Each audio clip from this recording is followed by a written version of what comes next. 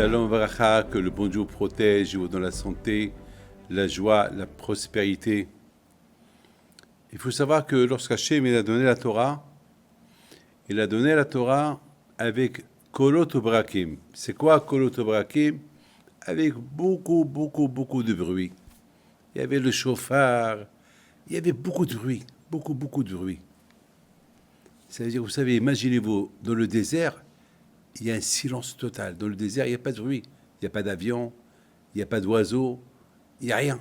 Donc dans le désert, on n'entend que le vent, c'est tout. Le vent, s'il y a une tempête de sable, c'est tout. C'est le désert. Et Hachem, il a donné la Torah dans le désert.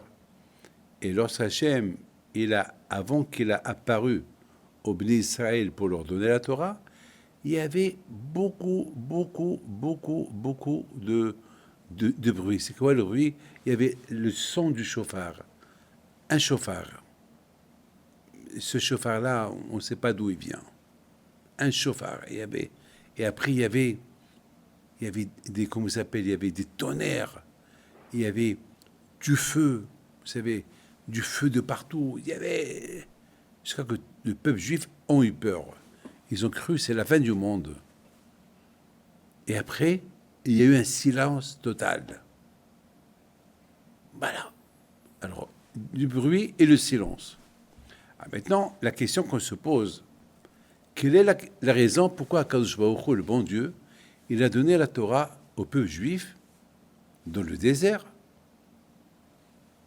et avec beaucoup de bruit, et après un silence, et après Hachem, il est apparu. C'était un ordre extraordinaire. Quelle est la raison?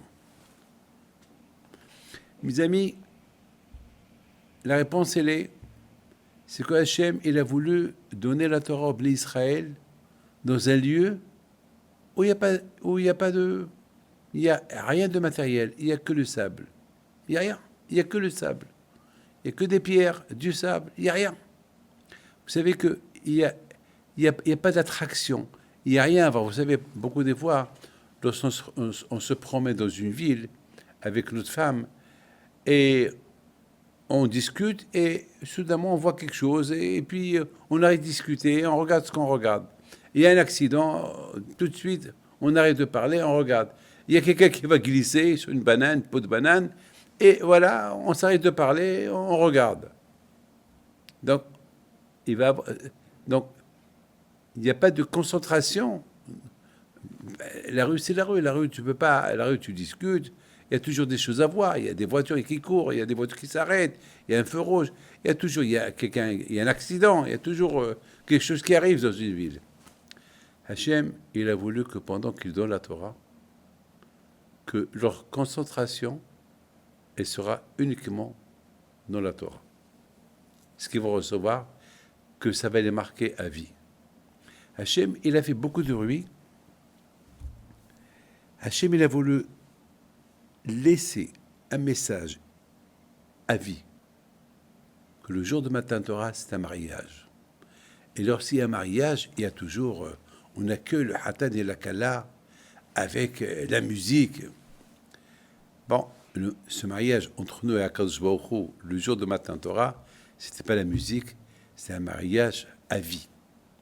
Et un mariage à vie, il fallait que Hachem, il montre au peuple juif, voilà ce qu'il est capable de faire.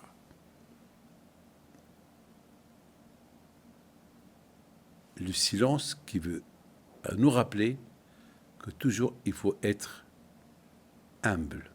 Lorsque tu fais quelque chose, fais-le dans le silence. Tu n'as pas besoin d'être orgueilleux. Tu n'as pas besoin d'être la gave à l'orgueil. Fais-le en silence. C'est pas la peine de faire quelque chose pour se faire remarquer. Le bruit qui veut dire aussi les problèmes. Lorsqu'on a des problèmes dans la vie, il ne faut pas, hasfi shalom, qu'à cause de ces problèmes, on va se détourner de la religion. Les problèmes, c'est les problèmes. Et la religion, c'est la religion. Il y a beaucoup de gens qui mélangent tout. Et pourquoi le bon Dieu m'a fait ça? Et pourquoi le bon Dieu... C'est pour ça qu'il a donné la Torah avec beaucoup de bruit pour nous rappeler, même si on a beaucoup de bruit, beaucoup de problèmes, beaucoup de tensions, il ne faut pas qu'on oublie. Il y a Kadosh Baruch Hu, il y a le bon Dieu. Il faut toujours prendre les choses avec silence, avec joie. Vous savez, mes amis, jamais j'oublierai une femme qui est venue me voir avec tous les problèmes qu'elle avait. Je ne savais pas quoi lui dire. Je lui dis, madame, comment résoudre votre problème? Elle m'a dit, je sais, Rabbi David, c'est pas vous. Vous pouvez rien faire pour moi. Il n'y a que Hachem. Et je lui dis, et madame, une petite question. Ici, Hachem ne vous aide pas. Et s'il n'y a pas d'issue, qu'est-ce que vous allez faire? Elle me dit, je continue. La vie continue. J'attendrai les bons jours. Et je ne mettrai pas ma émouna, ma foi, en doute. C'est extraordinaire. Que le bon Dieu vous protège et vous dans la santé.